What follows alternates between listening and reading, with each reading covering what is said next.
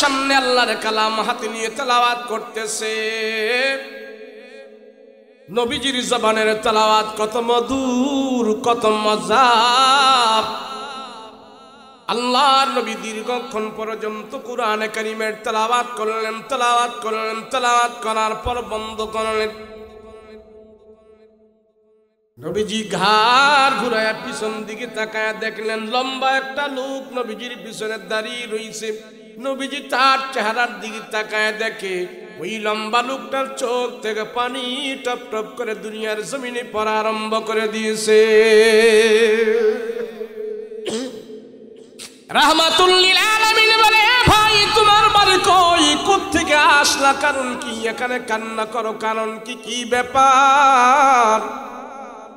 আমার কোন সাহাবী তোমাকে কোনো কষ্ট দিয়েছি কিনা বলো, উমর তোমাকে কোনো কষ্ট দিয়েছি কিনা বলো, কে তোমাকে আঘাত করেছে বলো, কিসের অভাবে তুমি কান্না করো, কারণটা কি, তোমার মনে কি দুঃখ বলো?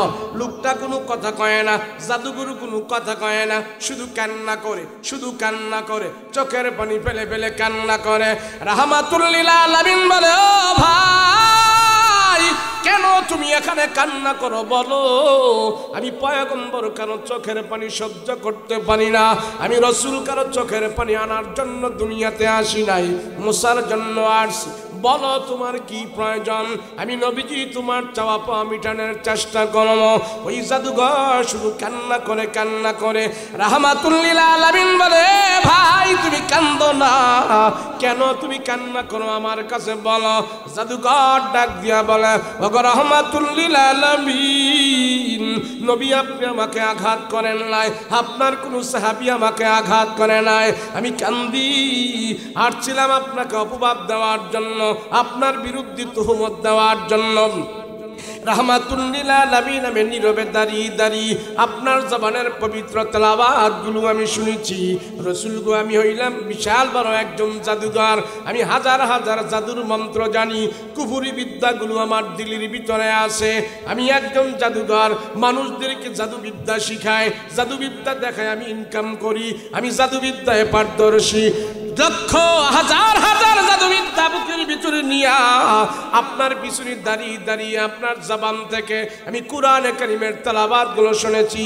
ওগো রাহমাতুল লিল আলামিন, আমার দিল বলতেছে আপনার জবানের তেলাওয়াতগুলো এগুলি জাদুর মন্ত্র হতে পারে না, কোনো কাহিনের ভাষা নয়, কোনো কবির ভাষা নয়, কোনো গণকের কথা নয়, কোনো লেখকের কথা নয়, কোনো কলামিস্ত্রির কথা নয়, দুনিয়ার মানুষের কথা নয়, আল্লাহর পয়গম্বর আমার দাদুর বিদ্যার দিলির ভিতরে আপনার কোরআনের তেলাওয়াত ঢুকে গেছে। হাজার হাজার কুফরি মন্ত্র ধুয়া মুইছা পরিষ্কার করিয়া আমার দিল থেকে বের হয়ে গেছে। এই মুহূর্তে আমার দিলের ভিতরে আপনার জবানের পবিত্র তেলাওয়াতগুলো ঢুকে গেছে। আমার জাদুবিদ্যার অন্তরের ভিতরে কোরআনের হেদায়েতের আলো ঢুকে গেছে। আল্লাহু আকবার। সাল্লাল্লাহু তাআলা আলাইহি ওয়া আলা আলিহি ওয়া আসহাবিহি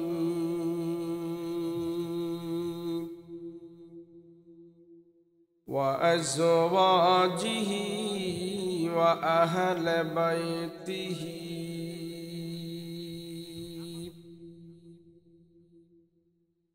উলামা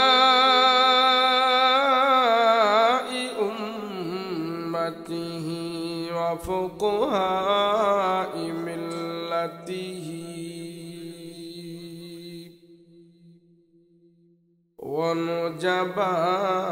ونجباء طريقته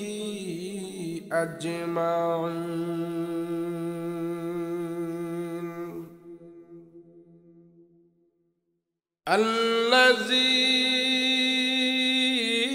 أرسله الله تعالى بالحق بشيرا ونذيرا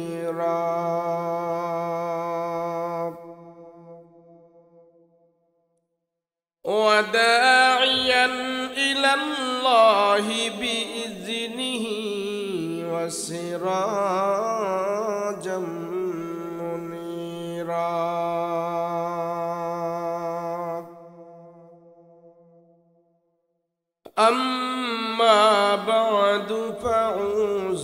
بالله من الشيطان الرجيم. بسم الله الرحمن الرحيم.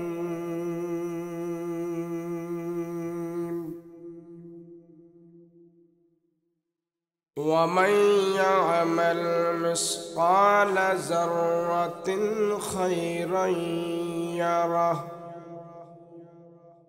ومن يعمل مثقال ذرة خيرا يره ومن يعمل مثقال ذرة خيرا يره.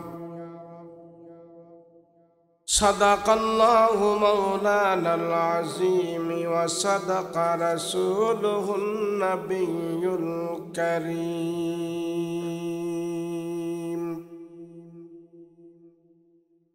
ونحن على ذلك لمن الشاهدين والشاكرين والذاكرين والحمد لله رب العالمين.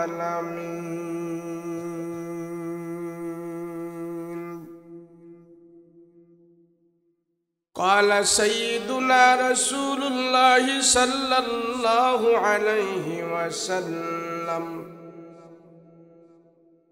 المرء على دين خليله فلينظر أحدكم من يخالل،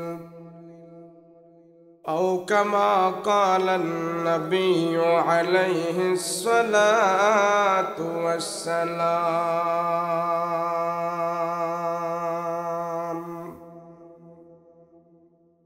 وقال تعالى في شان حبيبه ومحبوبه: وما أرسلناك إلا رحمة للعالمين.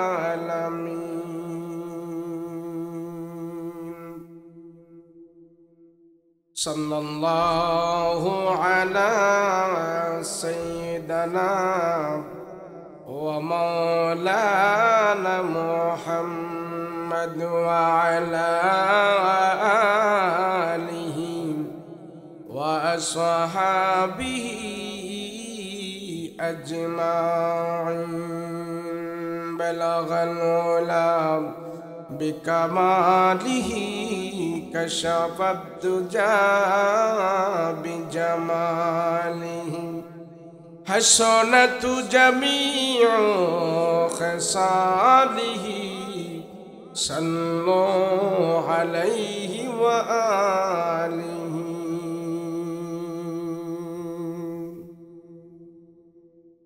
अल्लाह दिल दे जो तेरे इश्क के घर हो, दाईम रहमत के तेरे उस पे नजर हो। अल्लाह दिल दे जो तेरे इश्क के घर हो, दाईम रहमत के तेरे उस पे नजर हो। दाईम रहमत की तेरे उस पे नजर हो।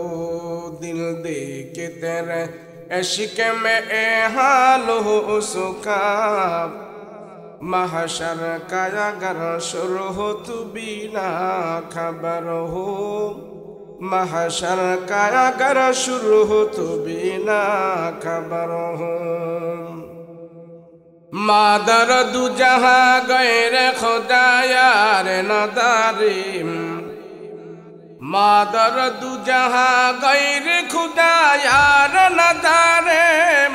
जुजियाद खुदा ही चद गुरकार नदारिम, जुजियाद खुदा ही चद गुरकार नदारिम। मायूस नहीं अहल ज़मी अपने खता से तकदीर बदल जाती मुझ तरीके दुआ से तकदीर बदल जाती मुझ तरीके दुआ से ला इलाहा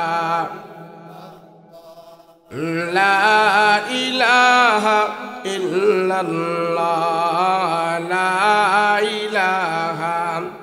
সবাই আওয়াজ করে পড়েন, সবাই আওয়াজ করেন। লা ইলাহা ইল্লাল্লাহ লা ইলাহা লা ইলাহা ইল্লাল্লাহ লা ইলাহা ইল্লাল্লাহ মুহাম্মাদুর রাসূলুল্লাহ সাল্লাল্লাহু। গোসাইরচর খলিল হাসান আখন্দ বাইতুন্নুর হাফিজিয়া মাদ্রাসার হিফজ সমাপনী ছাত্রদের দস্তারবন্দি উপলক্ষে ইসলামী মহাসম্মেলন। আজকের মহতি মাহফিলের শ্রদ্ধাভাজন সভাপতি মুআজ্জাজ মুকাররম উলামায়ে কেরাম তুলাবায়ে আযম সম্মুখ পানববিষ্ট দিনদার মুত্তাকি পরহেজগার ভাইয়েরা, পর্দার অন্তরালে অবস্থানরত আমার সাবদিয়া মা বোনেরা, আল্লাহ পাকের দরবারে কালেমাত শুকর আদায় করি বলি আলহামদুলিল্লাহ। সবাই আওয়াজ করে বলেন আলহামদুলিল্লাহ। এই যে আপনারা এতক্ষণ বসেছিলেন এখানে, আর হয়তো একটা ঘন্টা বসে থাকবেন। এই যে এত ব্যস্ততার পরও এখানে যে আপনারা সময় ব্যয় করলেন, কি লাভ হইল এখানে সময়টা ব্যয় করে? পাই কি? লাভের দরকার নেই। লাভ ছাড়া কোনো কিছু আছে মিয়া দুনিয়া? হয় লাভ আছে না না নাই? একটা লাভের কথা বলি, অনেক লাভ। যতক্ষণ আপনারা এখানে বসেছিলেন, আমার আপনার আমল নামায় আল্লাহর ফেরেশতারা কোনো গুনাহ লেখে নাই। সুবহানাল্লাহ। গুনাহ লেখছে? এই কোনো গুনাহ হয়েছে? গুনাহ হয়েছে তো নাটা জোরে করেন না। গুনাহ হয়েছে? কোনো বিড়ি টিড়ি খাইছেন বসে এখানে? কোনো গালিগালাজ হয়েছে? যতক্ষণ বসেছিলেন সর্বপ্রকারের গুনাহ থেকে সবাই মুক্ত ছিলেন। কথা বলেন ঠিক কিনা? ওয়াজ মাহফিলে আসলে, বসলে, বললে, শুনলে, ওয়াজ মাহফিল দিলে সর্বপ্রথম যে লাভটা হয় সেটা হলো বান্দা যতক্ষণ মাহফিলে থাকে অতক্ষণ আল্লাহর ফেরেশতারা তার আমলনামায় কোনো গুনাহ লেখেন। আলহামদুলিল্লাহ বলে, এটাই লাভ। যদি এখানে না থাকে, এই মানুষগুলো এখানে একত্র না হয়ে অন্য জায়গায় থাকতেন, সেই জায়গাগুলো কি এই মাহফিল থেকে, এই আলোচনা থেকে আরো দামি মজলিস হইতো? কই কই থাকছেন? কেউ থাকতো টিভি দেখতো, মোবাইল দেখতো, ফেসবুক চালাইতো, ছায়ার আড্ডা, শাস্ত্রলি, এখানে সেখানে বিভিন্ন জায়গায় বিভিন্ন জনেরা থাকতো, গুনাহ হইতো। কিন্তু সবাই এক জায়গায় বসে আমরা আল্লাহ এবং আল্লাহর রসুলের কথা শুনতেছি। আল্লাহর রসুল বলেন, জমিনে যারা আল্লাহ এবং আল্লাহর রসুলের আলোচনা করে স্বয়ং আল্লাহ আরশে আজিমে ফেরেশতাদেরকে নিয়ে ওই বান্দাদের আলোচনা করতে থাকে। আমরা তো মনে করি যে বৈশা রয়েছি, এত শীতের মধ্যে বৈশা রয়েছি। আজকের মাহফিলে যে সমস্ত শ্রোতা বসে আছেন এরাই হলো অরিজিনাল শ্রোতা। কথা কোন ঠিক কিনা? যেই শীত পড়ছে ল্যাপের নিচে শুয়েও আরাম নাই, এত শীত। সব কিছু উপেক্ষা করি খোলা আকাশের নিচে যারা কষ্ট করে বসে আছে, হতে পারে আজকের এই 1-2 ঘন্টা কষ্ট আল্লাহ জাহান্নাম থেকে নাম কেটে জান্নাতের মেহমান বানাইয়া দেবে। লম্বা ওয়াজ করতে পারুন না, স্টেজে বসে রয়েছে প্রায় 40 মিনিটের মতো, লম্বা ওয়াজ করার সময় নাই। সংক্ষিপ্ত সময় আমি কিছু কথা বলবো। আমার পরে আমাদের যিনি রাহবার আছেন, পীর কামিল আল্লামা আব্দুর রহমান সাহেব, আল্লাহর ওলি, শাইখুল হাদিস, বুজুর্গ মানুষ, ইনারা মঞ্চে দোয়া করবেন। এদের কারণে আল্লাহ পাক দুনিয়া আকাশ বাতাস টিকায় রাখছে। হাক্কানি বুজুর্গ আলেম, যেই আলেমের চেহারার দিকে তাকাইলে রসুল বলেন তোমাদের ছোট ছোট ছগিরা গুনাহগুলো আল্লাহ মাফ করে দেয়। মুমিন, ইমানদার, মুত্তাকি, পরহেজগার হওয়ার কারণে আমার আপনাকে আল্লাহ পাক জান্নাতে যাওয়ার জন্য সহজ রাস্তা বের করে দিয়েছেন। আমরা মনে করি জান্নাতে যাওয়া খুব কঠিন। আরে না, দুনিয়া কামাই করা কঠিন, জান্নাতে যাওয়া সহজ। কিন্তু আমরা বুঝি না। ইমানদার, মুমিন, মুত্তাকি, পরহেজগার যারা আছে, জান্নাতে যাওয়া আমার আপনার জন্য সহজ।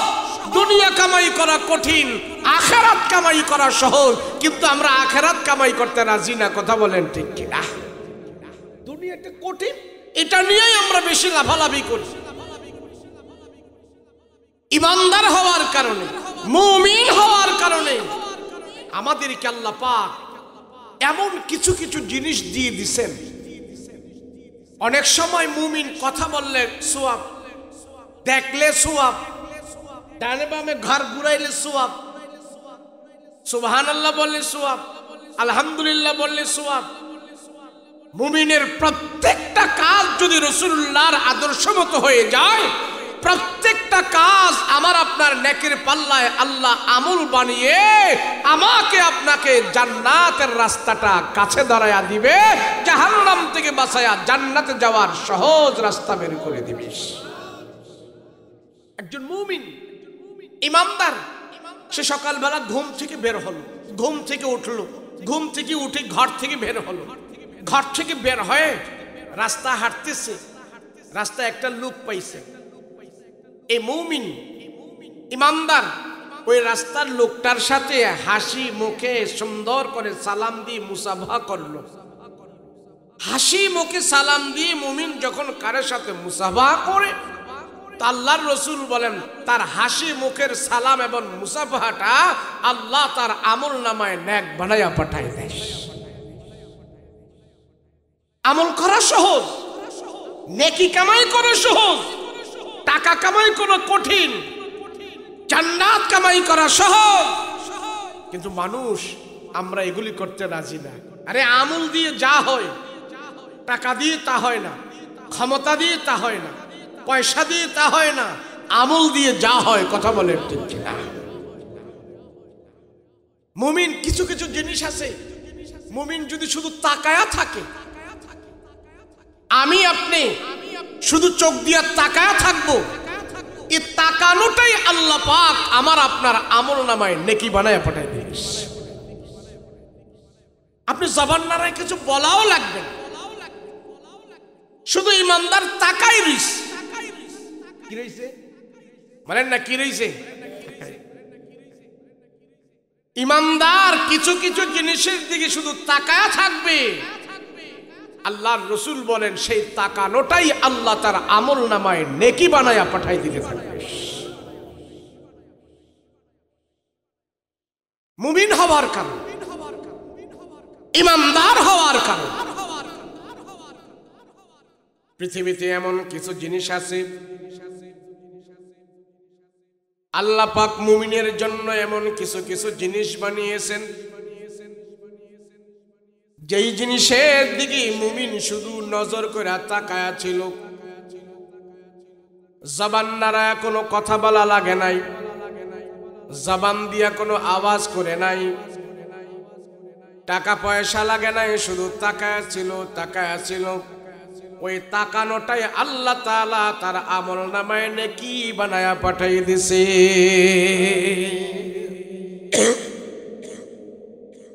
আল্লাহর কেন জিনিস। এক নম্বর হইল মুমিন ইমানের নজর দিয়ে যদি সে খানায় কাবার দিকে তাকায় থাকে, এই তাকানোটা আল্লাহ তাআলা তার আমল নামায় নেকি বানায় পাঠায় দেয়। দুই নম্বরে তোমার গর্ভধারিণী মা, ওই মায়ের চেহারার দিকে তুমি তাকায় ছিলা, সেই তাকানোটা তোমার আমল নামায় নেকি বানায় আল্লাহ পাঠায় দিছে। তিন নম্বরে তুমি যেই জামানায় বাস করো, তুমি যেই জামানায় আছো, তুমি যেই এলাকায় থাকো, ওই এলাকার ভিতরে যদি কোনো হক্কানি বুজুর্গ আলেম পাও, হক্কানি বুজুর্গ আলেমের চেহারার দিকে তুমি যতক্ষণ পর্যন্ত তাকায় থাকবা, অতক্ষণ পর্যন্ত আল্লাহ তাআলা তোমার ছোট ছোট গুনাহগুলো ক্ষমা করতে থাকে।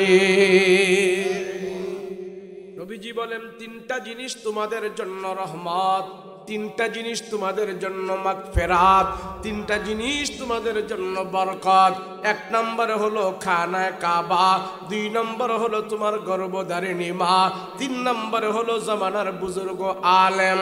দেখবেন অনেক হাজি সাহেবরা খানায় কাবায় যায় হজ করার জন্য, হজ করতে গিয়া হাজি সাহেব এইভাবে কালো গিলাপের দিকে তাকায় থাকে, জবান নাড়ায়, কোনো কথা বলে না, চাউন করে না, আওয়াজ করে না, ঘন্টার পর ঘন্টা এইভাবে তাকায় রয়েছেন, তাকায় রয়েছেন, তাকায় রয়েছেন। আল্লাহ রাসূল বলেন যতক্ষণ পর্যন্ত মানুষ ইমানের নজর দিয়া খানায় কাবার দিকে তাকায় থাকবে, আল্লাহ অতক্ষণ পর্যন্ত তার জীবনের গুনাহ খাতা ক্ষমা করতে থাকবে। শুধু তাকায় ছিল। আবু জাহেল খানায় কাবার দিকে তাকায় ছিল, উকবা সাইবা তারাও খানায় কাবার দিকে তাকায় ছিল, কিন্তু আল্লাহ তাদের আমল নামায় নেকি দান করে নাই। কিন্তু আমি বাংলাদেশ থেকে একটা আদনা মানুষ যদি ইমানওয়ালা হয়, আমি যদি খানায় কাবায় যায় তাকায় থাকি, বাংলাদেশ থেকে যদি কোনো ভ্যান ড্রাইভার, রিক্সাওয়ালা, শ্রমিক, দিনমজুর যদি যায় সৌদি আরবে খানায় কাবার দিকে যদি তাকায় থাকে, ইমানদার হওয়ার কারণে, মুমিন হওয়ার কারণে, যতক্ষণ পর্যন্ত আদনা একজন বাঙালি খানায় কাবার দিকে তাকায় থাকবে, আল্লাহ রাসূল বলেন ইমানদার হওয়ার কারণে যতক্ষণ সে খানায় কাবার দিকে তাকায় থাকবে, আল্লাহ তার আমল নামায় ততক্ষণ পর্যন্ত তার গুনাহ খাতা মাফ করতে থাকবে। মুমিন হওয়ার কারণে। মুসলমান ভাইরা আমার, মুমিনের এত দাম আল্লাহর কাছে, ইমানদারের এত দাম।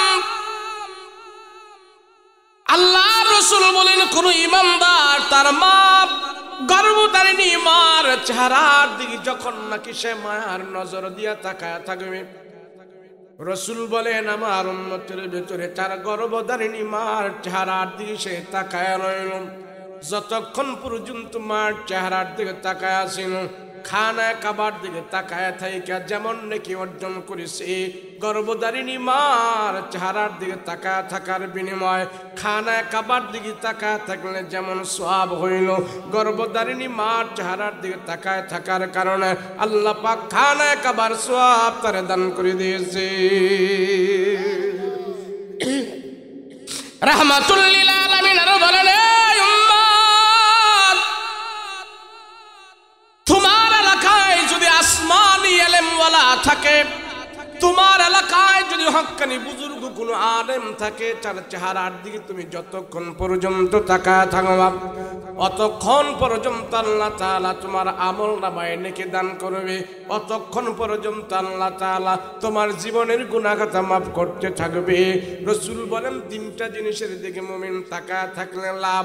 আমি আর আপনি এই তিনটা জিনিসের দিকে তাকায় থাকলে লাভ। যদি হক্কানি বুজুর্গ আলেম আমরা না পাই, কার চেহারার দিকে তাকাবো? সেই জন্য মাদ্রাসাগুলো হলো আমাদের জন্য রহমত, মাদ্রাসাগুলো হলো আমাদের জন্য বরকত। এমন বরকত, এমন বরকত, বাংলাদেশে বর্তমানে মাদ্রাসা থাকার কারণে 25 লক্ষের উপরে কোরআনের হাফেজ আল্লাহ বাংলার জমিনে তৈরি করে দিয়েছে। আল্লাহু আকবার। বাংলাদেশে বর্তমানে গুগলে চার্জ দিবেন, বাংলাদেশে বর্তমানে 25 লক্ষের উপরে কোরআনের হাফেজ আল্লাহ জমিনে তৈরি করে দিয়েছেন। সুবহানাল্লাহ। এইজন্য বিন্দেশীরা, এইজন্য কাফের মুশরিকেরা তাদের একটা বাঁকা চোখ বাংলাদেশের দিকে দিয়ে থাকে, যাতে করে এই দেশের ভিতরে টুপিওয়ালা জন্ম না নেয়। কথা বলেন ঠিক কিনা? মাদ্রাসা মসজিদের বিরোধিতা করার জন্য তাদের একটা বাঁকা চোখ আলেম ওলামাদের বিরুদ্ধে থাকেই থাকে। কথা বলেন ঠিক কিনা? কিছুই হবে না, তোমাদের বাঁকা দৃষ্টি, তোমাদের অপবাদ, তোমাদের সব কিছু আমরা সহ্য করে এই জমিনে কোরআনের খেদমত করব। কথা বলো ঠিক কিনা?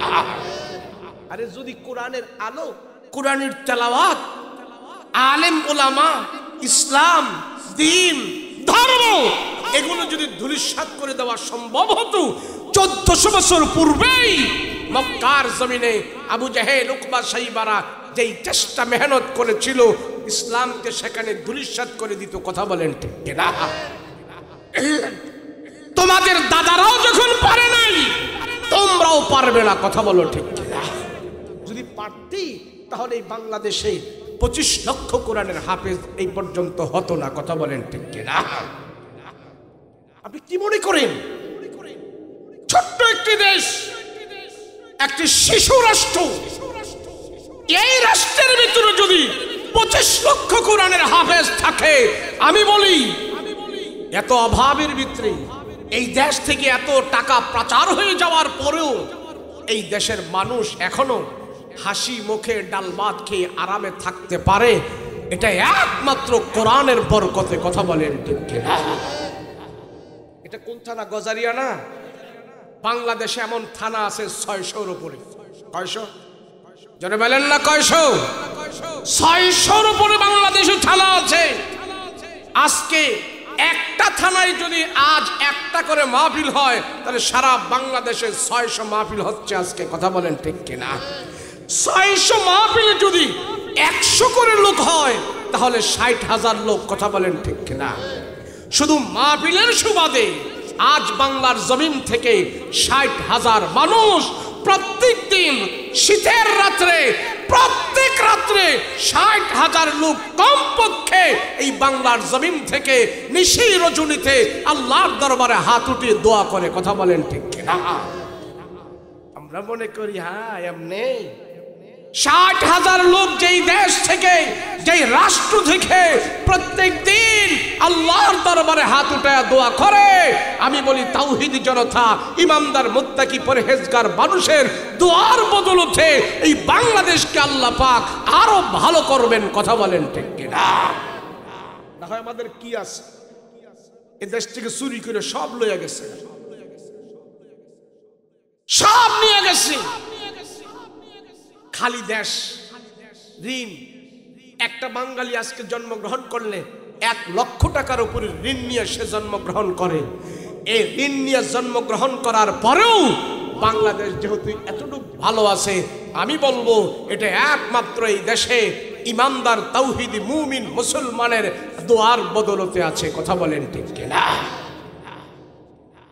আবু জাহেল, উকবা, সাইবা 1400 বছর পূর্বে থেকেই তাদের কানে যখন কোরআনের তেলাওয়াতের আওয়াজ যেত তারা তেলে বাগুনে জ্বলে উঠত, হয়রান হয়ে যেত। আবু জাহেল সবাইরে শিখাই দিত, এই মোহাম্মদ যখন কোরআন তেলাওয়াত করে সবাই হাতে তালি দে, তালি দে, জোরে জোরে সবাই তালি দিবি। আর মোহাম্মদের কোরআনের তেলাওয়াতের আওয়াজ কারো কানে যাইবে না আমগো তালির কারণে। তো জোরে জোরে তারা তালি দিত। আর আল্লাহ পাক আয়াত নাজিল করে জানাই দিয়েছেন, রসুল তারা তালি দিয়া, তালির আওয়াজ দিয়া কোনদিন মানুষের কান থেকে কোরআনের আয়াতের আওয়াজকে তারা সরাইতে পারবে না। আবু জাহেল, উকবা, সাইবা তারাই নিশ্চিন্ত হয়ে যাবে, আমার আল্লাহর কোরআন সারা দুনিয়াতে আমি আল্লাহ পৌঁছাই দিব। কথা বলেন ঠিক কিনা? নবীজি 40 বছর পরে যখন নবুয়তি পাইলেন, সর্বপ্রথম আমার রসুল নবুয়তির দাওয়াত শুরু করলেন 2টা পদ্ধতির মাধ্যমে। ধরে বলেন কয়টা? 2 পদ্ধতির মাধ্যমে রসুল কোরআনের দাওয়াত শুরু করছেন, ইসলামের দাওয়াত জাগরণ শুরু করছেন। এক পদ্ধতি হইল নবীজি সরাসরি আল্লাহর কালাম তেলাওয়াত করে। তো এই তেলাওয়াত শুনে শুনেই অনেক মানুষ বিনা দাওয়াতে কালমা পড়ে মুসলমান হয়ে যায়। আর দ্বিতীয় পদ্ধতি হইল কাফের মুশরিকের কাছে যে কালেমা তাদেরকে শোনায়, যাদের ভালো লাগে কালেমা পড়ে তারা মুসলমান হয়। কয় পদ্ধতি? নবীজি ইসলামের জাগরণ শুরু করছেন সর্বপ্রথম কয় পদ্ধতির মাধ্যমে? দুই পদ্ধতি। এক হইল কোরআন তেলাওয়াত, আরেক হইল কালেমার দাওয়াত। আমাদের এই সমাজেও যদি কোরআনের তেলাওয়াত না থাকে, কালেমার দাওয়াত না থাকে, এই সমাজের মানুষগুলো আবু জাহেল মার্কা হয়ে যাবে। কথা বলেন ঠিক কিনা? যখন রাসূল কোরআন তেলাওয়াত করে তখন দূর দূরান্ত থেকে নারী পুরুষ জুয়ান বুড়া করা ছোট বড় সব মানুষ আসতে থাকে খানায় কাবায়। কেন আসে? মুহাম্মদ শেষ নবী, শ্রেষ্ঠ নবী, দোজাহানের নবী, তারপরে আর কোনো নবী নাই। তো এই মুহাম্মদ দেখতে হয়। তো রাসূলকে দেখার জন্য অনেক দূর দূরান্ত থেকে মানুষ আসে। তো এসে এসে দেখে মুহাম্মদ কোরআন তেলাওয়াত করে, এত মধুর, এত সুন্দর, এত সাহিত্যিকপূর্ণ কথা, এত দামি কথা। তো এসে এসে আরবের মানুষেরা যখন কোরআন তেলাওয়াত শোনে, তো রাসূলের ডাইনে বামে দুই একজনে এইভাবে হাত দিয়ে দি রাসূলের হাতে হাত রেখে কালমা পড়ে মুসলমান হইতেছে। আস্তে আস্তে করে নবীজির দুপাশে ইমানদারের সংখ্যা বাড়তেছে। একজন যায় আবু জাহেলের খবর দিছে, ও আবু জাহেল, আপনার নেতাগিরি থাকতো না? কয় কে? সর্দারি থাকবো না? কয় কে? মুহাম্মদের হাতে বিনা দাওয়াতে মানুষ কালমা পড়ে পড়ে মুসলমান হয়ে যাইতেছে। আবু জাহেল কয় কেমনে? জানো না কেমনে? মুহাম্মদ যে কোরআন তেলাওয়াত করে, এই কোরআন তেলাওয়াত শুনে শুনেই মানুষের দিল নরম হয়ে যায়। আর তারা কোরআন শুনে শুনে দিল নরম হওয়ার পরে মুহাম্মদের হাতে হাত রেখে কালমা পড়ে পড়ে তারা মুসলমান হয়ে যাইতেছে। তো আবু জাহেল কয় ঘটনা তো ঠিক, কেন আমার মতন একটা কাট্টা কাফের, আমার মতন একটা শক্ত দিলের মানুষ, আমি যখন মুহাম্মদের কোরআন তেলাওয়াত শুনি আমার দিলটা একবারে মোমের মতো নরম হয়ে যায়। আর জনগণ এসে শুনলে তো আরো নরম হয়ে যাইব। অতএব মুহাম্মদের কাছ থেকে মানুষদেরকে সরাইতে হবে, যাতে করে মুহাম্মদের কোরআনের তেলাওয়াত আর কেউ না শোনে। তো আবু জাহেল মক্কা একটা জায়গা আছে, ওই জায়গার নাম হলো দারুন নাদওয়া। এই জায়গায় বসে কাফেররা মিটিং করে। আবু জাহেল ওখানে যায়, সবাই ডাক দিল, ও ওকবা, ও শাইবা, ও লাহাব, ও ওলীদ ইবনে মুগিরা, ও তাইবা, আরে কই তারা আয়। সবাই ডাইকে আইনা বসাইছে। বলে মুহাম্মদ যে এইভাবে মূর্তি পূজা থেকে মানুষরা সরাইয়া ইসলামের দিকে দাওয়াত দিয়ে নিয়ে যাইতেছে, মুহাম্মদের কোরআন তেলাওয়াত শুনে শুনে যেই মানুষগুলো ইসলামের ভিতরে ঢুকতেছে, এই ব্যাপারে তোমাদের অভিমত কি? এই ব্যাপারে তোমাদের রায় কি? মানুষদেরকে আমরা কিভাবে কোরআনের তেলাওয়াত থেকে দূরে সরাইয়া রাখতে পারি? এক একজন এক এক পরামর্শ দেয়। হ্যাঁ, আমরা এটা করবো, আমরা ওইটা করবো, মানুষদেরকে আমরা টাকা দিব, মানুষদের আমরা না করবো, আমাদের দলের ভিতরে আনবো, আমরা বুঝাবো। আবু জাহেল কয়, শোন, তোমরা যদি আমার নেতা মানো তাহলে আমার কাছে একটা বুদ্ধি আছে। কি আছে? কথা কয় না, কি আছে? বুদ্ধি। কারণ আবু জাহেল এটা হলো একটা শিক্ষিত বাটপার, শিক্ষিত শয়তান। এই আরে মূর্খ মানুষ যদি সুর হয় তোর সর্বোচ্চ থানা লেভেল পর্যন্ত যাইতে পারে। কথা বলেন ঠিক কিনা? আর শিক্ষিত মানুষ যদি সুর হয় তাহলে মন্ত্রণালয়ে বসে বসে কলমের খোঁচা দিয়া এদেশের লক্ষ লক্ষ কোটি কোটি টাকা পাচার করে বিদেশে নিতে পারে। কথা বলেন ঠিক কিনা? তো আবু জাহেল হইছে এমন শিক্ষিত সুর, শিক্ষিত বাটপার। আবু জাহেল রে আল্লাহ পাক পৃথিবীতে কোনো কিছু দিক দিয়ে কম দিছিল না, সব দিক দিয়ে বেশি দিছিল। যেমন নাম, ডাক, হাক, শিক্ষা, দীক্ষা, বংশ, মর্যাদা, দেহ, বডি, সব দিক দিয়ে আবু জাহেল একটা পারফেক্ট নেতা ছিল। কি ছিল? পারফেক্ট। আবু জাহেল বলে, উকবা, শাইবা, লাহাব, শোনো, তোমরা যদি আমাকে নেতা মানো, তোমরা যদি আমার পরামর্শে চলো, তাহলে আমি আবু জাহেল তোমাদেরকে একটা ডিসিশন দিব, আমি একটা রায় দিতে চাই, তোমরা এটা মানবা কিনা বলো। কয় কি? মুহাম্মদের কোরআন তেলাওয়াত যে মানুষ না শুনি, আমরা একটা দায়িত্ব পালন করব। কয় কি? মক্কায় যে বহিরাগত মানুষরা আসে মুহাম্মদের কোরআন তেলাওয়াত শুনে, আমরা নেতারা যদি দায়িত্ব নিই, খানায় কাবার অলিতে গলিতে আমরা যদি বসে বসে আমাদের দল বল নিয়ে মানুষদেরকে যদি আমরা বুঝাই, এই তোমরা মোহাম্মদের কাছে যাইও না, মোহাম্মদ একটা পাগল। কথা কন কি কয়? পাগল। আমরা যদি পাগল কথাটা জনগণের খাওয়াই দিতে পারি, তো পাগলে যত দামি কোরআনের তেলাওয়াত করুক না কেন, মোহাম্মদের কোরআন তেলাওয়াত আর কেউ গ্রহণ করবে না। এই তোমরা পারবা? সবাই বলে ইয়েস স্যার, গুড ডিসিশন, সুন্দর কথা, আমরা সবাই মানব। যে ডিসিশন, সেই সিদ্ধান্ত আগামীকালকে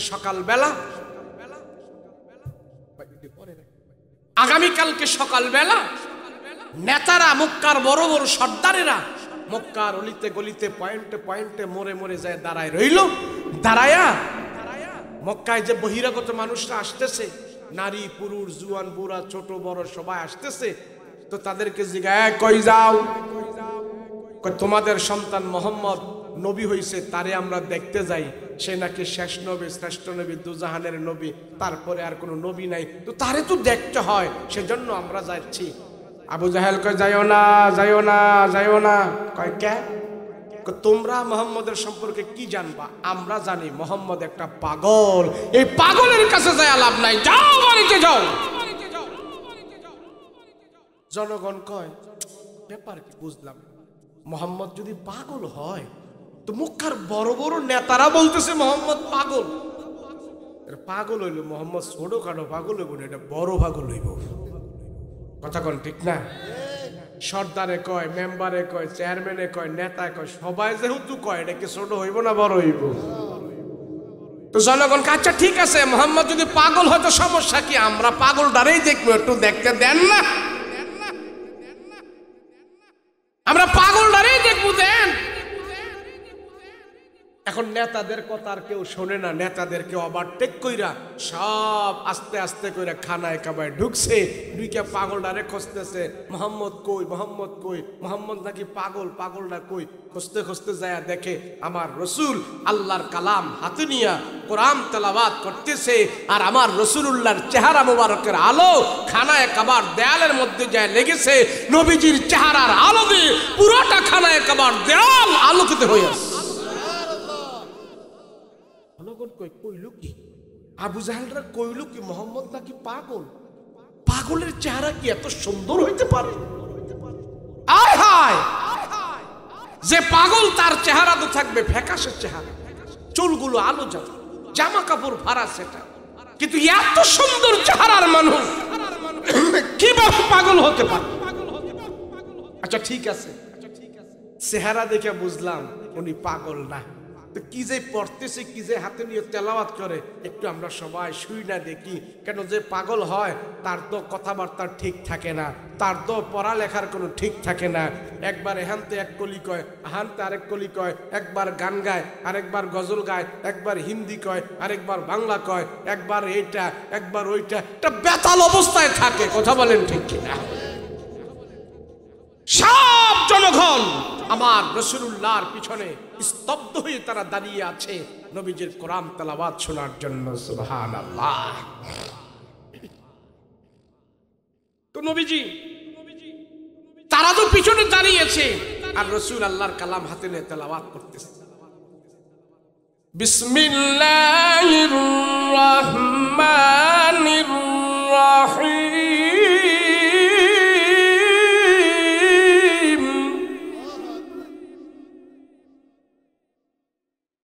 আর রহমানু আল্লামাল কুরআন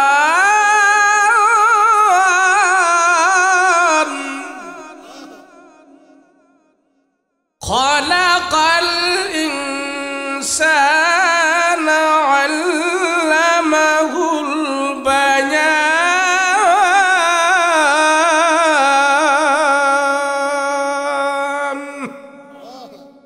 নবীজি কোরআন তেলাওয়াত করতেছে, আর পিছনে সব জনগণ দাঁড়িয়ে আমার রাসূলুল্লাহর কোরআন তেলাওয়াত গুলো মনোযোগ সহকারে শুনে পক্ষে সবাই বলতেছে না, পাগলের জবান থেকে এত সুন্দর দামি তেলাওয়াত আসতে পারে না, এত সাহিত্যিকপূর্ণ কথা, এত মাধুর্যপূর্ণ কথা, এত অর্থবোধক কথা, এত উচ্চাঙ্গের কালাম কোনোদিন পাগল তেলাওয়াত করতে পারে না।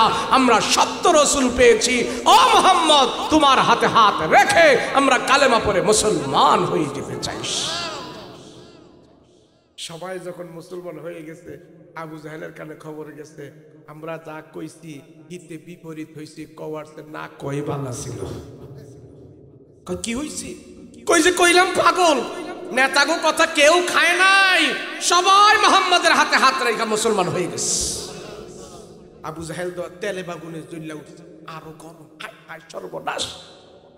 যদি এমনি মুসলমান হইতে থাকি তাহলে আমার আবু জাহেলের নেতাগিরি থাকবে? যদি দেশে মাদ্রাসা বাড়ে, আলেম ওলামা বাড়ে, টুপিওয়ালা বাড়ে, হাফেজের সংখ্যা বাড়ে, মসজিদ মাদ্রাসার সংখ্যা বাড়ে, এদেশের রাজনীতিবিদদের ভিতরে কিছু চোর আছে, এই চোরদের মাথা গরম। হুজুর যদি বেশি হয় তারা রাজনীতি শুরু করবে, তারা সংসদে ঢুকবে, আমাদের চুরি বন্ধ হয়ে যাবে। কথা বলো ঠিক কিনা? এই জন্য কিছু কিছু নেতারা আছে হুজুররা মৌলবাদ, জঙ্গিবাদ, আলবদর, রাজাকার বাদ দিতে দিতে হুজুর করে এমন বাদ দিছে, আল্লাহ দিলে হারা নিজের বাদ হয়ে গেছে। কথা কর ঠিক না? আমরা হুজুররা আল্লাহ আল্লাহ করবো আর আল্লাহর কাছে বিচার দিব, তা বিচার আল্লাহই করবো। কথা বলো ঠিক কিনা?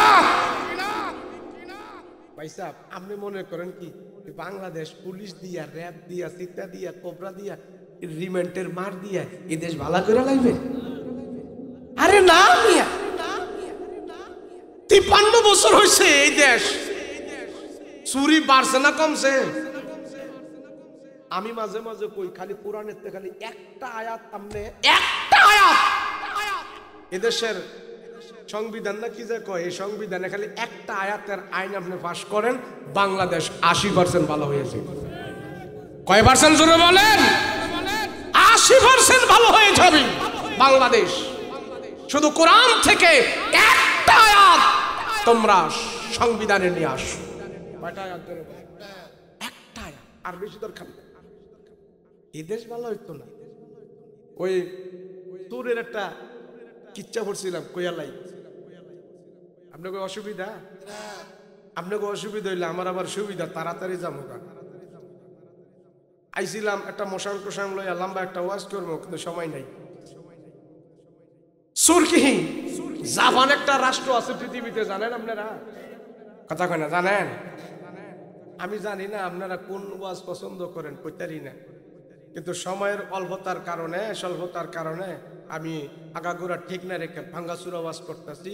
আল্লাহ যেন আমাদেরকে বুঝার এবং আমল করার তৌফিক দান করে, বলেন আমিন। জাপান একটা দেশ আছে, এই দেশের নাম হইল সারা দুনিয়াতে জাপান। তারা টেকনোলজি, এই যে টেকনোলজি আছে না, যন্ত্রপাতি, ভালা মেশিনারি জিনিস হেরা আবিষ্কার করছে। জাপানের তারা চিন্তা করে এত টেকনোলজি মেশিন আমরা আবিষ্কার করছি, এখন আমরা চোর ধরার মেশিন আবিষ্কার করে সারা দুনিয়াতে আমরা সুনাম কামাবো। কি ধরার মেশিন? তো মাশাআল্লাহ দিলে হেরা চোর ধরার মেশিন বার করছে। এটা করলে কথার কথা, আবার ওয়াজের পরে দৈরের না হুজুর, এটা কোন কিতাবে আছে? চোর ধরার মেশিন বার করে হেরা জাপানের অলিতে গলিতে মোড়ে মোড়ে লাগাইছে। লাগাইয়া 2 মাস পরে যামু, যাইয়া এই মেশিন খুইলা দেখমু কয়জন চোর ধরা পড়ছে। পুলিশ দিয়া, র্যাব দিয়া, আর্মি দিয়া দেশের চোর নির্মূল করা যায় না, বাধ্য হইয়া হেরা চোর ধরার কি বার করছে? আরে মেশিন লাগাইয়া হেরা 2 মাস পরে গেছে মেশিন খুইলা চোর ধরা, চোর কটা ধরা পড়ছে। গিয়া মেশিন খুইলা দেখে জাপানে চোর ধরা পড়ছে 5 জন। কয়জন? আমেরিকার তারা কয় সারা দেশ, সারা পৃথিবীতে আমরা মাতাব্বরি করি, আমাদের দেশেও তো মাঝে মাঝে চুরি হয়, আমরাও একটা চোর ধরার মেশিন লাগাই। তুই আমেরিকার হেরাও চোর ধরার মেশিন লাগাইয়া মোড়ে মোড়ে লাগাইয়া 2 মাস পরে চেক করে যায় দেখে আমেরিকায় চোর ধরা পড়ছে 20 জন। কয়জন? সৌদি আরবের তারা কয় আমাগো দেশে মক্কা মদিনা, মাঝে মাঝে আমাগো দেশেও চুরি হয়, মক্কা মদিনার বদনাম হয়, কোরআনের আইন তো করছি পুরাটা সাবেত করতে পারি না, আমেরিকার যন্ত্রণায় এবার মেশিন লাগাইয়া দেখি আমগো দেশেও সুর কটা ধরা পড়ে। তো সৌদি আরব মক্কা মদিনার অলিতে গলিতে পয়েন্টে পয়েন্টে মেশিন লাগাইছে সুর ধরার মেশিন। 2 মাস পরে যায় মতোয়ারা যায় চেক দিচ্ছে মেশিনের মধ্যে সুর কটা ধরা পড়ছে, যায় দেখে সুর ধরা পড়ছে 50 জন। কয়জন? পাকিস্তানের তারা কয় আমগো শুধু সুর বেশি, হেরাও মেশিন লাগাইছে। 2 মাস পরে যায় মেশিন চেক করছে, যায় দেখে সুর ধরা পড়ছে 100। কয়জন? এবার বাংলাদেশের তারা কয় সারা দুনিয়াতে আমরা সুরের খেতাব লিয়ে মরণ লাগে, এত কিছু কইরো বাঙালিরা সুর। বিদেশে যারা গেছেন মিডিল ইস্টে বিশেষ কইরা, আলহামদুলিল্লাহ আমি ছোট মানুষ, বাংলাদেশ ছাড়া আরো 4-5টা রাষ্ট্রের মধ্যে গেছি, সৌদি আরব, দুবাই, কাতার, এদিকে গেছি। যাওয়ার পরে অনেক সময় দেখি এনের মধ্যে বাঙালি করে টিশারি করে, আমার জিজ্ঞাসা ইউ আর ফ্রম, তুই করতে আইছো, তোর বাড়ি কই? আমি কই মিন বাংলাদেশ, আমি বাংলাদেশের থেকে আইছি, আনা বাঙালি। বাঙালি কইলে এরা মতমতাইয়া হাস। কি রে তোর কপিলে হাসে কেন? হুজুর এডি আম করে লইয়া যে যন্ত্রণা করে, আমরা এত কাজ করি, এই করি হেই করি, আম করে খালি কয় আলী বাবা আনতালাতুল গিরগির। মানে আলী বাবা ফাঁকিবাজ আর বক বক করস, তোরা কামের বেলা টন টন। কাম করে দিয়ে এত কাম করা, এরপরও আম করে সুর কয়, আলী বাবা কয়। এই সুরের খেতাব নিয়া আমগো মরাও লাগে। তো বাঙালি চিন্তা করলো পাকিস্তানের তোরা সুর ধরার মেশিন বাইর করছে, আমাদের দেশে এই সুরের বদনাম থেকে মুক্ত পাওয়ার জন্য আমরাও সুর ধরার মেশিন লাগাই। কথা কোন ঠিক না? তো বাংলাদেশের ঊর্ধ্বতন কর্মকর্তারা, মন্ত্রণালয়ের বড় বড় যারা দায়িত্বশীল আছে, হেরাও সুর ধরার মেশিন লাগাইছে। গুলিস্তান, পল্টন, মতিঝিল, 0 পয়েন্ট মোড়ে মোড়ে সুর ধরার মেশিন লাগাইয়া 2 মাস পরে হেরা চেক করতে গেছে সুর কয়জন ধরা পড়ছে। বাংলাদেশ পুলিশ বিডিআর আর্মি দিয়ে দেশ ভালো করা যায় না, সরে পরে সুরের মেশিন লাগাইছে, মেশিন দিয়ে সুর ধরবো। 2 মাস পরে যখন গেছে সুরের মেশিন কয়জন সুর ধরা পড়ছে, যায়া দেখে সুর ধরা পড়বো দূরের কথা, সুরের মেশিনটাই চুরি হইয়া গেছে। এটার নাম হয়েছে দিস ইজ বাংলাদেশ। ভাই সাহেব, এই দেশ কোনোদিন পুলিশ দিয়ে ভালো করা যাইব না। কথা কন ঠিক কিনা? এর জন্য আমরা হুজুররা বক বক করে কই, খালি কোরআন থেকে একটা আইন করেন, দেশ 80% ভালো হয়ে যাবে। কথা কন ঠিক কিনা? একটা আইন পৃথিবীর মুখে 10 পৃষ্ঠা আদর্শলিপি বইয়ের হাফেজ নাই, তাওরাতের হাফেজ নাই, গীতার হাফেজ নাই, জাবুরের হাফেজ নাই, ইনজিলের হাফেজ নাই। শুধু বাংলাদেশে আল্লাহ পাক 25 লক্ষ কোরআনের হাফেজ তৈরি করে দিয়েছে। নবীজির কোরআন তেলাওয়াত আবু জাহেলে কয়, হায় রে পাগল কইলাম, পাগল কওয়ার পরও কোন মানুষকে ফিরাইতে পারলাম না। আবু জাহেল 2য় দফায় মিটিং ডাকছে। আমরা এইভাবে ছাড়তে পারি না। কি করবা? আমগো নেতা গো কথা তো শোনে নাই, আমরা নেতারা যাই সিটার আর বাটপার, জনগণ বুঝ জ্বালাইছি। তো কি করা যায়? একটা বুদ্ধি আছে। কয় কি? কয়েকটা বিশাল বড় একটা জাদুঘর আছে, ওই জাদুঘরে যদি আমরা টাকা দিয়া ভাড়া কইরা দালাল বানাইয়া মুহাম্মদের বিরুদ্ধে তারে যদি আমরা কিছু শিখাইয়া দেই, আর সে যদি মানুষদেরকে যায় বলে এই মুহাম্মদের কোরআন তেলাওয়াত তোমরা শুনো না, মুহাম্মদ এগুলি সব জাদুর মন্ত্র তেলাওয়াত করে, জাদুঘরের কথায় কাজ হইতে পারে। হাদিসে আসছে ওই জাদুঘরের নাম হইল দিমাত নামক জাদুঘর, বাংলায় যাকে বলা হয় জামাত নামক জাদুঘর। তো আবু জাহেল তারে ডাইকে আনছে, আইনা বলে দিমাত শোন, লক্ষ লক্ষ দিনার দিরহাম তোরে দিমু, তুই শুধু যায়া মুহাম্মদের বিরুদ্ধে খানায় কাবায় যায় বলবি, তোরে তো সবাই চিনে, তুই বড় জাদুঘর, তুই শুধু বলবি মুহাম্মদ যে কোরআন তেলাওয়াত করে এগুলি সব জাদুর মন্ত্র পারবি। দালাল তো দালালই, কথা বুঝেন না? হ্যাঁ, যখন হাদিয়া তোফা পাইছে, মানে ঘুষ পাইছে, ঠিক আছে, এবার সব রুমালের ভিতরে গাঁটটি বান্ধা আস্তে আস্তে আস্তে আস্তে করে খানায় একেবারে ঢুকছে। মুহাম্মদকে বলবে জাদুঘর, ঢুকে যায় দেখতেছে মুহাম্মদ কই কই, দেখতেছে নবীজি আল্লাহর কালাম হাতে নিয়ে খানায় কাবার সামনে কোরআন তেলাওয়াত করতেছে। তো জাদুঘর চিন্তা করে মোহাম্মদের কাছে এত কাছে কোনো দিন আসি নাই, আজকে যেহেতু তো কাছে চলে আসছি তাহলে মোহাম্মদের কোরআন তেলাওয়াত ভালো করে শুই না দেখি, এরপরে মোহাম্মদের জাদুঘর বলতে সুবিধা হবে। কথা বলেন ঠিক কিনা? আমার নবী রাহমাতুল লিল আলামিন পয়গম্বর খানায়ে কাবার সামনে আল্লাহর কালাম হাতে নিয়ে তেলাওয়াত করতেছে। নবীজির জবানের তেলাওয়াত কত মধুর, কত মজা। আল্লাহর নবী দীর্ঘক্ষণ পর্যন্ত কুরআনে কারীমের তেলাওয়াত করলেন, তেলাওয়াত করলেন, তেলাওয়াত করার পর বন্ধ করলেন। নবীজি ঘাড় ঘুরায়া পিছন দিকে তাকায় দেখলেন লম্বা একটা লোক নবীজির পিছনে দাঁড়িয়ে রয়েছে। নবীজি তার চেহারার দিকে তাকায় দেখে ওই লম্বা লোকটার চোখ থেকে পানি টপ টপ করে দুনিয়ার জমিনে পড়া আরম্ভ করে দিয়েছে। রাহমাতুল লিল আলামিন বলে, ভাই তোমার বাড়ি কই, কোত্থেকে আসলা, কারণ কি, এখানে কান্না করো কারণ কি, কি ব্যাপার? আমার কোন সাহাবী তোমাকে কোনো কষ্ট দিয়েছি কিনা বলো, উমর তোমাকে কোনো কষ্ট দিয়েছি কিনা বলো, কে তোমাকে আঘাত করেছে বলো, কিসের অভাবে তুমি কান্না করো, কারণটা কি, তোমার মনে কি দুঃখ বলো? লোকটা কোনো কথা কয় না, জাদুগুরু কোনো কথা কয় না, শুধু কান্না করে, শুধু কান্না করে, চোখের পানি ফেলে ফেলে কান্না করে। রাহমাতুল লিল আলামিন বলে, ও ভাই কেন তুমি এখানে কান্না করো বলো? আমি পয়গম্বর কারো চোখের পানি সহ্য করতে পারি না, আমি রাসূল কারো চোখের পানি আনার জন্য দুনিয়াতে আসি নাই, মুসার জন্য আসছি, বলো তোমার কি প্রয়োজন, আমি নবীজি তোমার চাওয়া পাওয়া মিটানোর চেষ্টা করব। ওই জাদুঘর শুধু কান্না করে কান্না করে। রাহমাতুল লিল আলামিন বলে, ভাই তুমি কান্দো না, কেন তুমি কান্না করো আমার কাছে বলো। জাদুঘর ডাক দিয়া বলে, ওগো রাহমাতুল লিল আলামিন, নবী আপনি আমাকে আঘাত করেন নাই, আপনার কোন সাহাবী আমাকে আঘাত করে নাই, আমি কান্দি আসছিলাম আপনাকে অপবাদ দেওয়ার জন্য, আপনার বিরুদ্ধে তুহমত দেওয়ার জন্য। রাহমাতুল লিল আলামিন আমি নীরবে দাঁড়িয়ে দাঁড়িয়ে আপনার জবানের পবিত্র তেলাওয়াতগুলো আমি শুনেছি।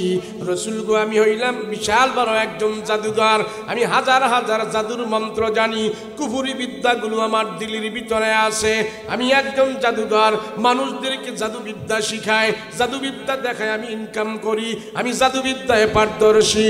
লক্ষ হাজার হাজার জাদুবিদ্যা বুকের ভিতরে নিয়া আপনার পিছনে দাঁড়িয়ে দাঁড়িয়ে আপনার জবান থেকে আমি কুরআনে কারীমের তেলাওয়াতগুলো শুনেছি। ওগো রাহমাতুল লিল আলামিন, আমার দিল বলতেছে আপনার জবানের তেলাওয়াতগুলো এগুলি জাদুর মন্ত্র হতে পারে না, কোনো কাহিনের ভাষা নয়, কোনো কবির ভাষা নয়, কোনো গণকের কথা নয়, কোনো লেখকের কথা নয়, কোনো কলামিস্ত্রির কথা নয়, দুনিয়ার মানুষের কথা নয়, আল্লাহর পয়গম্বর আমার দাদুর বিদ্যার দিলির ভিতরে আপনার কোরআনের তেলাওয়াত ঢুকে গেছে। হাজার হাজার কুফরি মন্ত্র ধুইয়া মুইছা পরিষ্কার করিয়া আমার দিল থেকে বের হয়ে গেছে। এই মুহূর্তে আমার দিলের ভিতরে আপনার জবানের পবিত্র তেলাওয়াতগুলো ঢুকে গেছে। আমার জাদুবিদ্যার অন্তরের ভিতরে কোরআনের হেদায়েতের আলো ঢুকে গেছে। আল্লাহু আকবার। ওগো রাহমাতুল লিল আলামিন ছিলাম আবু জেহেল উকবা সাইবা, তারা বলেছে আপনার বিরুদ্ধে অপবাদ দেওয়ার জন্য। না না, আপনার বিরুদ্ধে আমি অপবাদ দিব না গো, আপনার বিরুদ্ধে আমি অপবাদ দিব না। ইয়া রাসূলুল্লাহ, আপনি যদি কথা দেন, আপনি যদি আমাকে সুযোগ দেন, আমি আর আবু জাহেলদের কাছে যাব না, উকবা সাইবাদের কাছে যাব না, আমি আর তাদের কাছে যাব না, আমার ধর্মে আর ফিরে যাব না। ওগো নবীজি, আমি আপনার পবিত্র হাতে আমার হাতটা রাখতে চাই, আপনি যদি আমার কলমা পড়ায়া দেন, আমার জবান দিয়া কলমা পড়ে সব জাদুবিদ্যা ভুলে যায়, কলমা গ্রহণ করে এই মুহূর্তে আমি মুসলমান হয়ে যেতে চাই। আল্লাহর রাসূল আর কালমা পরে মুসলমান বানাই দিছে। আবু জাহেল হায় হায় সর্বনাশ, মুহাম্মদের জাদুতে আমগো জাদুঘর কাবু হইয়া গেছে। আরে কোরআনের জাদুর কাছে পৃথিবীর কোন জাদু চলবে না, কথা বলো ঠিক কিনা? কোরআন জাদু, জাদু। কোরআন হইল সবচেয়ে বড় জাদু। পৃথিবীর মুখে কোনো গ্রন্থ নাই, একমাত্র কোরআনে আছে। কথা বলো ঠিক কিনা? কথা বলেন। গীতার হাফেজ আছে, হিন্দুদের গীতা, মহাভারত, রামায়ণ, ত্রিপিটক, দেব, জিন্দা, মিস্তা, দিকানিকা, শ্লোক, তহিফা, তাওরাত, জবুর, ইনজিল, যত গ্রন্থ আছে একটা গ্রন্থের হাফেজ পৃথিবীতে নাই। আলহামদুলিল্লাহ আমাদের কোরআনের হাফেজ শুধু বাংলাদেশেই 25 লক্ষ। আলহামদুলিল্লাহ বলি। যদি কোরআনকে মিঠাই দিতে পারত আবু জাহেল তখনই মিঠাইয়া দিত। কথা বলেন ঠিক কিনা? তাহলে 1500 বছর পরে এসে যারা কোরআনের বিরোধিতা করে, এটা পাগলামি আর বোকামি ছাড়া কিছু না। কথা বলেন ঠিক কিনা? কয় বছর? কথা বলেন না, কয় বছর? 1500 বছর। আল্লাহর রাসূল আবু জাহেল শেষ পর্যন্ত বাধা দিতে না পেরে, কোরআনের তেলাওয়াত বন্ধ করতে না পেরে, সে মক্কার দারুন নদওয়ায় দাঁড়িয়ে সবাইকে বলল, শোনো, আমি আবু জাহেল বেঁচে থাকতেই মুহাম্মাদের মৃত লাশ দেখতে চাই। এই পর্যন্ত আবু জাহেলের জীবনে প্রায় 5 থেকে 7 বার আমার রসুলকে দুনিয়া থেকে মেরে ফেলার ষড়যন্ত্র করেছে। সব ষড়যন্ত্র থেকে আল্লাহ পাক আমার রসুলকে নিরাপত্তা দান করে দিয়েছে। আবু জাহেল বলল, তোমরা যদি আমাকে নেতা মানো, যার যার ঘর থেকে তীর বর্ষা বললাম, অস্ত্র শস্ত্র সব নিয়ে আজ রাতেই মুহাম্মাদের বাড়িতে হামলা হবে। অতর্কিত হামলা করে মুহাম্মদকে দুনিয়ার জমিন থেকে বিদায় করে দেওয়া হবে। আবু জাহেল তো এমন এক নেতা ছিলেন, তার হাক ডাক, বংশ মর্যাদা, সম্মান, ইজ্জত, পড়াশোনা, বডি, দেহ সব ছিল 100। আবু জাহেলের দাম্ভিকতা এমন ছিলেন, মক্কার শক্ত জমিনে, শক্ত মাটিতে যেখানে এইভাবে হাত মারতেন শক্ত মাটি পর্যন্ত কেঁপে যেত। এত তার দাম্ভিকতা ছিল। সবাই আবু জাহেলকে ভয় পাইত। আবু জাহেল বলে, যার যার বাড়িতে তীর বর্ষা বললাম, যা যা সব নিয়ে আসো। তো রাসূলুল্লাহর ঘরের চতুর্পার্শ্বে তারা এসে তীর বর্ষা বললাম, অস্ত্র শস্ত্র নিয়ে সবাই রেডি। তো সেদিন আলী রাদিয়াল্লাহু আনহু আর রাসূল ঘরের ভিতরে দিনের ব্যাপারে পরামর্শ করতেছে, মুযাকারা করতেছে। আল্লাহ পাক জানাই দিলেন, নবীজি, আমি শুধু আপনার খবর রাখি না, আপনার শত্রুর খবরও রাখি। কথা বলেন ঠিক কিনা? আল্লাহর রাসূলকে আল্লাহ বলতেছেন, নবীজি, বাহিরের অবস্থা তো ভালো না, যে ঘরের দরজা খোলেন না। হায় হায় সর্বনাশ, আমার বংশের মানুষ, আমার রক্তের মানুষ, আমার বন্ধু বান্ধব, আমার চাচতো ভাই, ওটা তো আমার পরিচিত। হায় হায়, আমার রক্তের মানুষগুলো যেইভাবে অস্ত্র শস্ত্র নিয়ে তারা উৎপেতে আছে, আমাকে আজ মেরে ফেলবে, আমাকে আজ শেষ করে ফেলবে। ও আল্লাহ, আমি করবটা কি? আল্লাহ পাক সেদিন রাত্রে বলেছিল, নবীজি, আপনার কিছু করা লাগবে না, শুধু আপনি একটু হরকত করবেন, আর বাকি সব ব্যবস্থা আবু জাহেল উতবাদেরকে শায়েস্ত করার জন্য সব ব্যবস্থা আমি আল্লাহ আমার নিজের হাতে নিয়ে নিয়েছি। সুবহানাল্লাহ। কাফের, মুশরিক, হিন্দু, বৌদ্ধ, খ্রিস্টান, ইহুদি, নাসারা, এই বলদগুলো মুসলমানদের ইতিহাসই জানে না। কথা বলেন ঠিক কিনা? কোরআনের ইতিহাসই জানে না। ইসলামের একটা বিধান হইল, সূত্র হইল, শত্রুপক্ষ যত মোটা হবে, শত্রুপক্ষ যত তাজা হবে, শত্রুপক্ষ যত শক্তিশালী হবে, ইসলামের বিজয় তত তাড়াতাড়ি আল্লাহ সেখানে দান করবে। এটা ইসলামের নিয়ম। শত্রুপক্ষ মোটা না, ইসলামের শত্রু বেশি বড় না, সেখানে ইসলামের বিজয় তাড়াতাড়ি হয় না। আবু জাহেল যখন এই কথা বলল, সবাই যখন নাকি রাতের অন্ধকার বাড়তেছি, অস্ত্রের ঝঞ্ঝনানি বাড়তেছি, তো রাসূল ঘরের দরজা খুলে দেখলেন এই অবস্থা। আল্লাহ, আমি করবোটা কি? তা আল্লাহ পাক বলেন, হাবিব, এক্ষুনি আপনি ঘর থেকে বের হয়ে যান, মদিনায় পাড়ি জমান। নবীজি, এক্ষুনি বের হন। তো রাসূল আল্লাহকে বলতেছেন, আল্লাহ, আমি খানায় কাবা ফেলে আমি চলে যাব মদিনায়, যেই খানায় কাবার সামনে আমি দাঁড়িয়ে 1 রাকাত নামাজ পড়লে আপনি আমাকে 1,00,000 রাকাতের সওয়াব দান করেন। আল্লাহ, আমি খানায় কাবা ছাড়া কেমনে থাকবো মদিনা? আল্লাহ, আমার পেটে 2 দিন 3 দিন পর্যন্ত খাবার থাকে না, আমার চুলায় আগুন জ্বলে না। আমি কোরআন হাতে নিয়ে খানায় কাবার পাশে বসে বসে তেলাওয়াত করতে থাকি, কোরআন এবং খানায় কাবার বরকতে আমার 2 দিন 3 দিনের পেটের ক্ষুধা পর্যন্ত দূর হয়ে যায়। আল্লাহ আমি মদিনায় কেমনে থাকব? আল্লাহ পাক বললেন, হাবিব আপনি একেবারে মদিনায় যাবেন না। নবী আপনি যেখানে যাবেন আমার বরকত সেখানে যাবে, আপনি যেখানে যাবেন আমার রহমত সেখানে যাবেন। নবীজি পাহাড়ে আল্লাহর রহমত পাহাড়ে, নবীজি পাথরে আল্লাহর রহমত পাথরে, নবীজি মদিনায় আল্লাহ বরকত পাঠিয়ে দিয়েছেন মদিনায়। কেমন বরকত জানেন? রাসূলুল্লাহ মদিনার জমিনে পা দেওয়ার সাথে সাথেই আল্লাহর রাসূল মদিনাবাসীদের জন্য হাত উঠায় দোয়া করেছে। রাসূলের দোয়ার বরকতে মদিনায় সবার গাছের ভিতরে, যাদের কাছে 3 মাস খেজুর আসতো, গাছের গাছে 6 মাস খেজুর আসতো, রাসূলুল্লাহর কদম মোবারকের বরকতে মদিনায় এখন 3 মাস আর 6 মাস নয় 12 মাস খেজুরের ব্যবস্থা হয়ে গেছে। চিনলা না আবু জাহেল? চিনলা না মক্কা? চিনছে মদিনায়। কথা বলেন ঠিক কিনা? নবীজি 4 দিন সময় লেগেছিল মক্কা থেকে মদিনায় যেতে।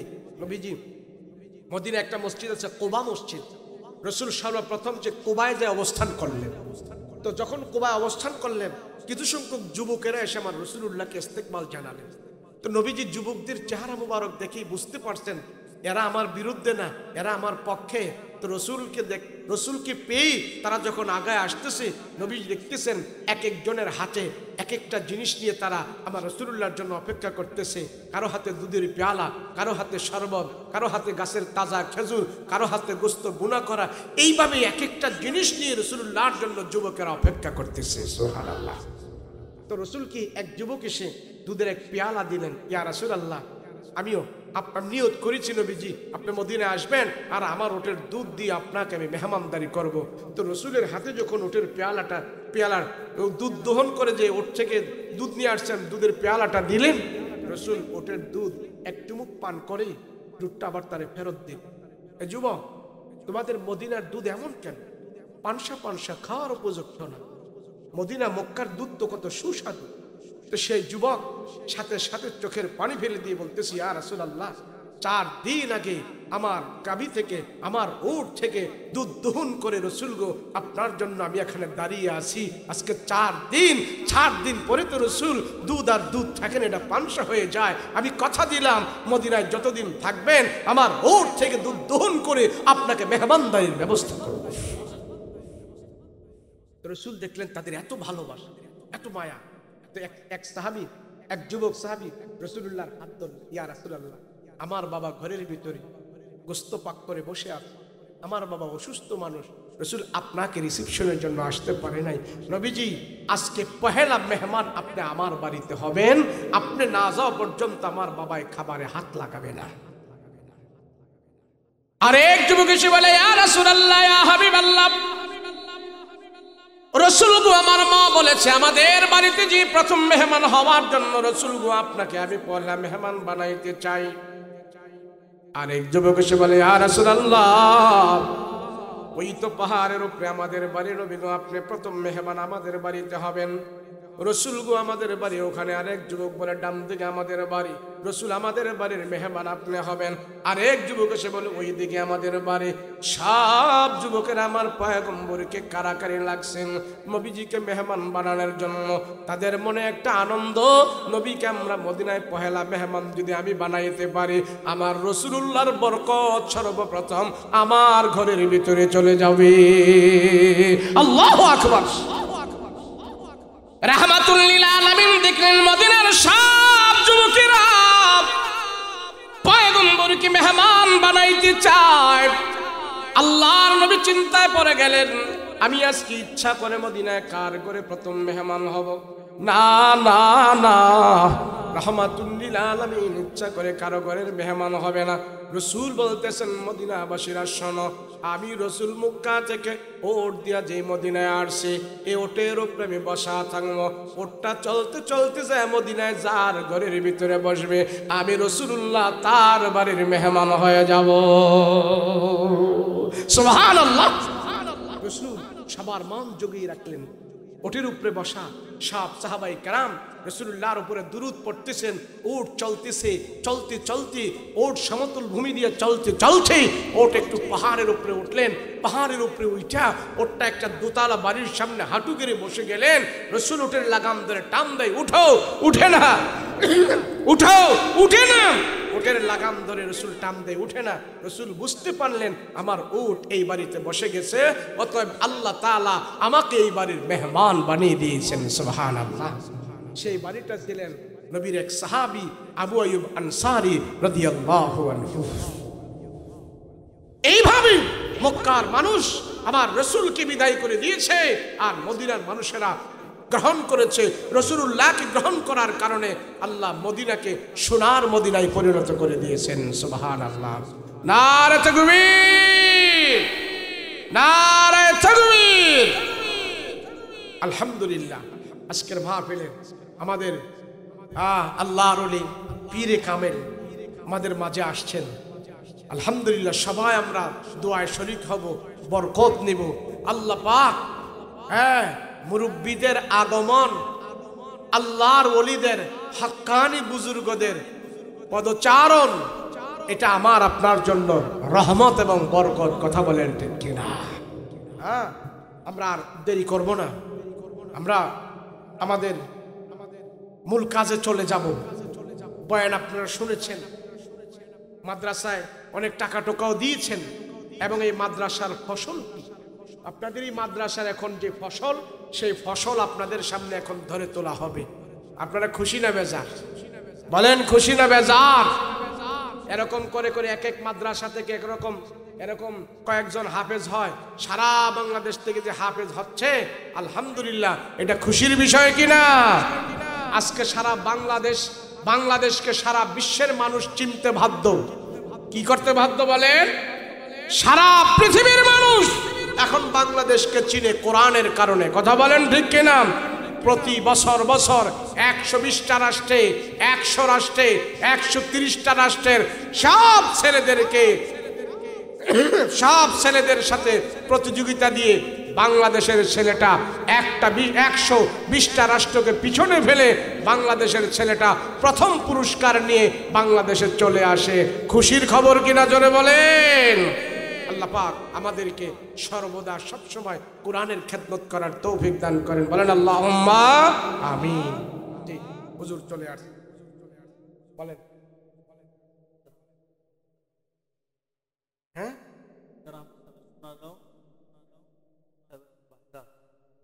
মাশাআল্লাহ। হ্যাঁ, একটি দান আসছে মাদ্রাসায়।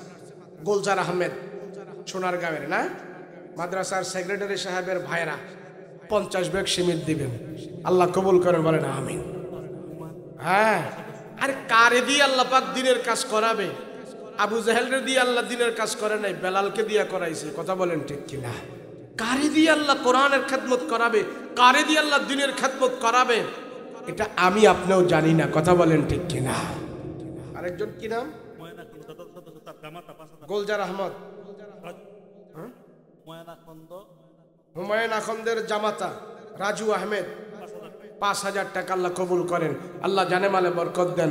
সকলে বলেন আল্লাহুম্মা আমিন।